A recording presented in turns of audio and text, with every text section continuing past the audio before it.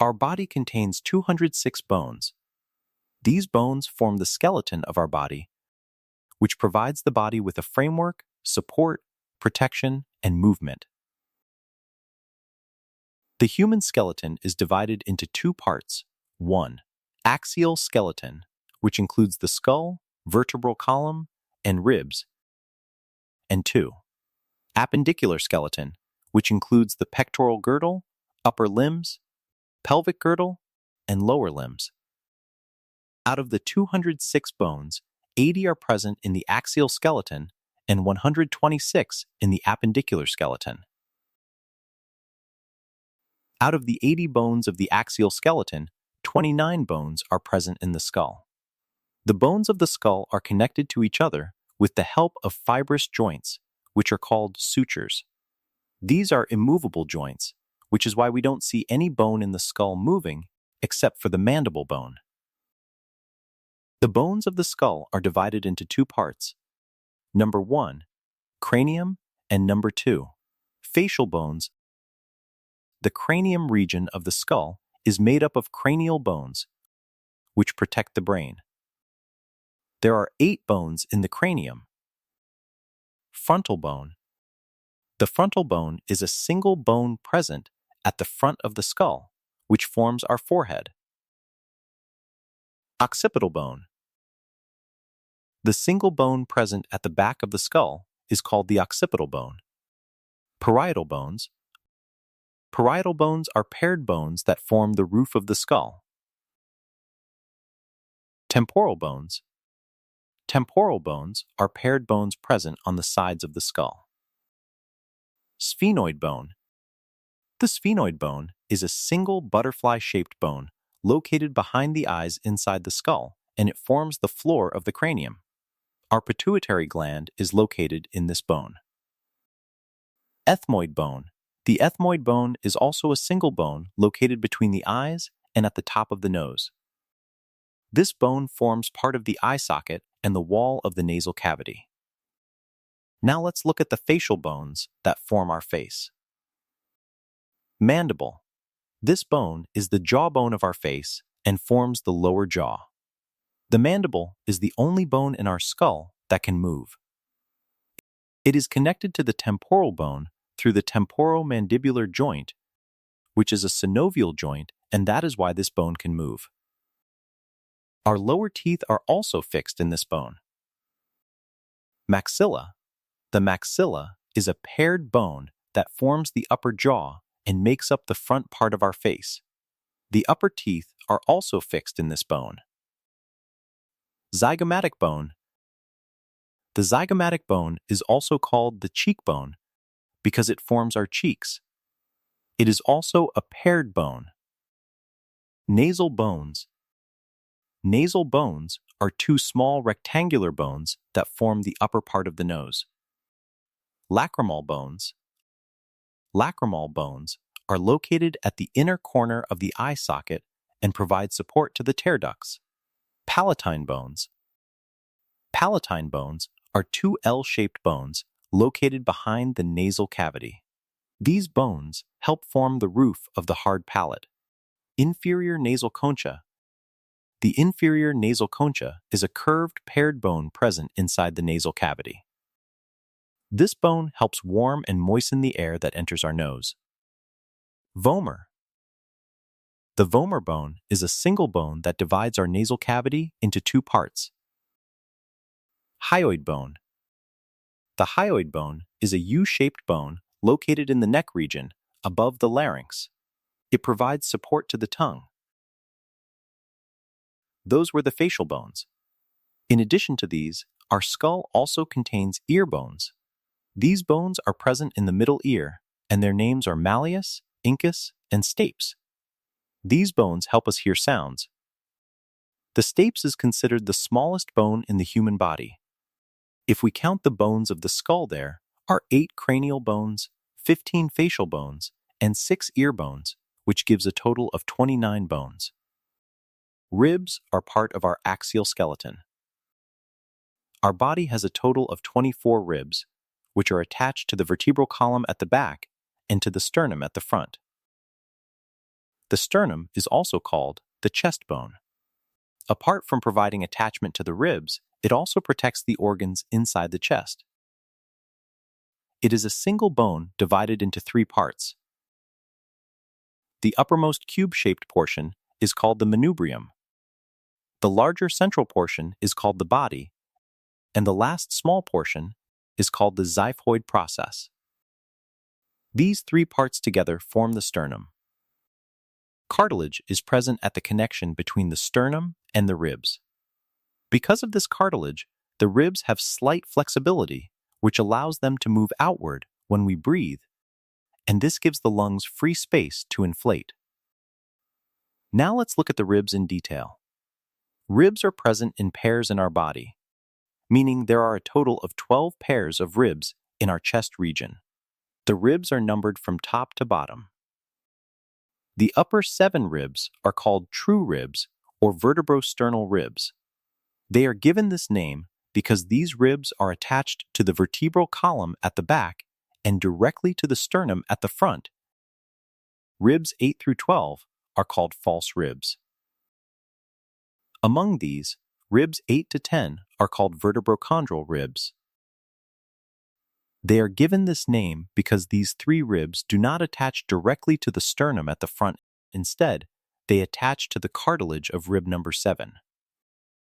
That is why they are called vertebrochondral ribs, because chondral means cartilage. After that, the last 2 ribs are called floating ribs. They are given this name because these ribs are not attached to the sternum at the front in any way, as you can see here. The function of the ribs is to protect the vital organs inside the chest and to make the process of breathing easier.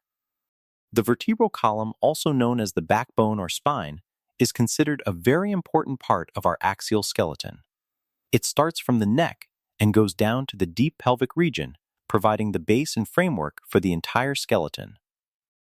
In addition to this, the spinal cord is also present inside the center of the vertebral column, which the vertebral column protects.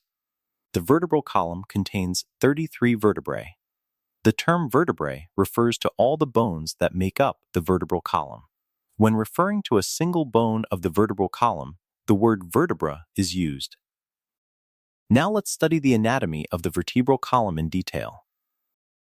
The vertebral column is divided into 5 sections. The topmost region is called the cervical vertebrae, which contains 7 vertebrae numbered C1 to C7. After that, the vertebral column in the chest region is called the thoracic vertebrae, which contains 12 vertebrae numbered T1 to T12. Next, the vertebral column in the abdominal region is called the lumbar vertebrae, which contains 5 vertebrae numbered L1 to L5. As we move from top to bottom along the vertebral column, each lower vertebra is larger in size than the one above it. The lumbar vertebrae are the largest and strongest because this region supports the entire body, and these vertebrae have to carry all the weight above them. After that, the vertebral column in the pelvic region is called the sacral vertebrae. This region contains 5 vertebrae that are fused together, so it is counted as a single bone. These vertebrae are located right in the center of the hip bone. And finally, at the very end, the coccyx is present, which is made up of 4 small fused vertebrae. It is also considered a single bone. In humans, it is also called the tailbone, and it is also considered a vestigial organ as evidence of evolution. And in this way, our vertebral column is made up of 26 bones, while containing 33 vertebrae. Now let's study a single vertebra from different angles. This cylindrical region is called the body of the vertebra. This region gives the vertebral column its strength and the ability to bear weight. Between every 2 vertebrae, there is a vertebral disc made of cartilage, which provides some flexibility to the vertebral column and protects it from injury. The outer region of the vertebral disc is called the annulus, which is made of fibrocartilage, a hard type of cartilage. In the center of the annulus is the nucleus pulposus, which is filled with fluid. Because of the vertebral disc, Our vertebral column is able to absorb shocks and also allows some degree of movement.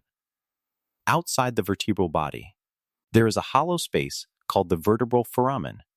The spinal cord is located in this space.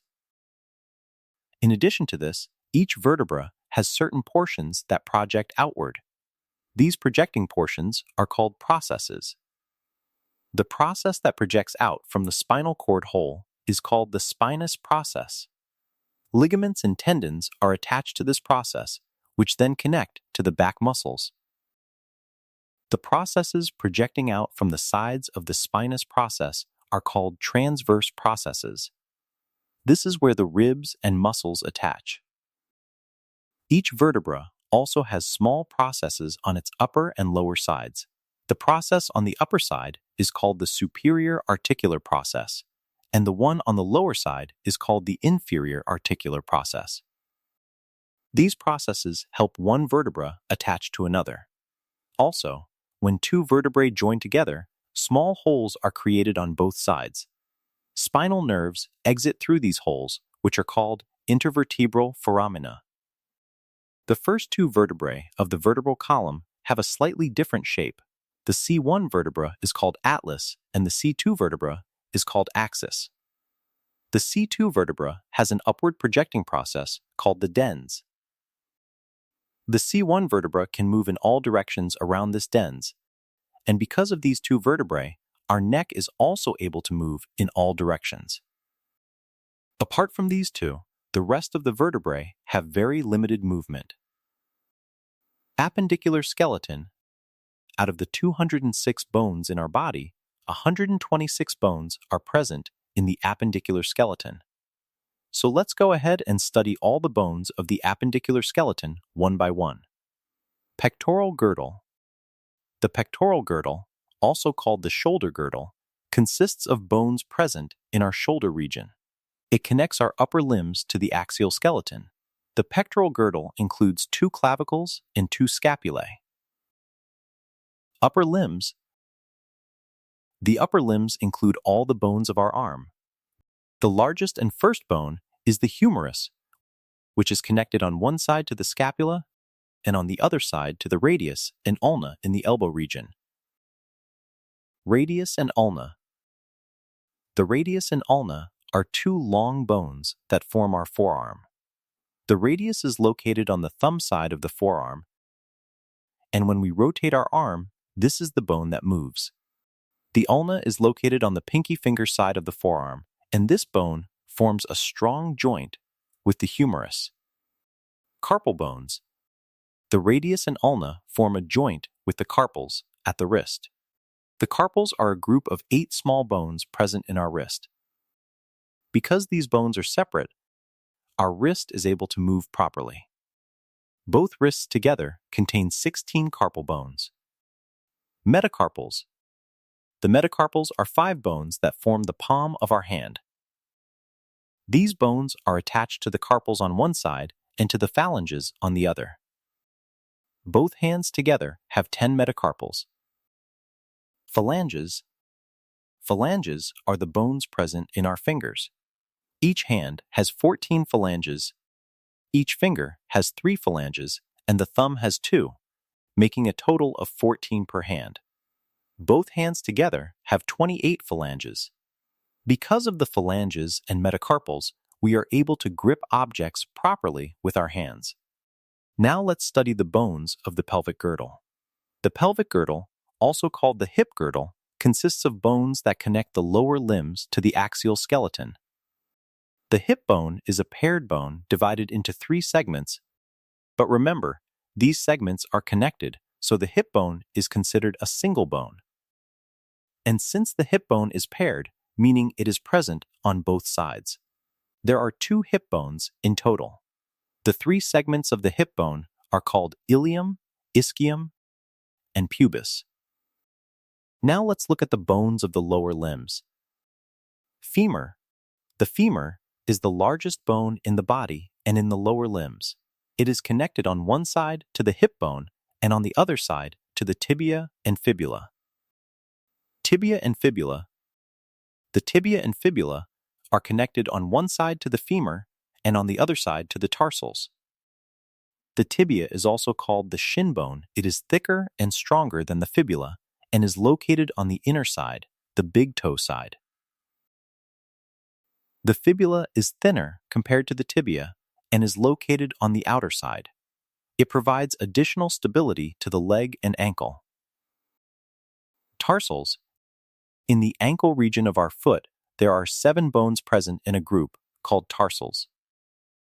The tarsals connect the tibia and fibula to the metatarsals, and they also help us walk, rotate the foot, and maintain balance while bearing body weight.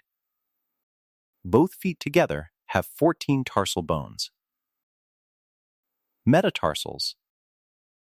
The metatarsals are 5 bones present in the foot that form the middle part of the foot. They help support body weight and assist in walking. Phalanges. Just like the phalanges in the hand, there are also 14 phalanges in each foot. Both feet together have 28 phalanges. If we count all the bones of the appendicular skeleton, their total comes to 126. Now let's count all the bones in the body. The skull has a total of 29 bones. The chest region has 25 bones, including the sternum and ribs, and the spine has 26 bones. This gives the axial skeleton a total of 80 bones. In the appendicular skeleton, the pectoral girdle and upper limbs have a total of 64 bones, while the pelvic girdle and lower limbs have a total of 62 bones, which together make 126. Therefore, 80 axial bones plus 126 appendicular bones, 206 bones.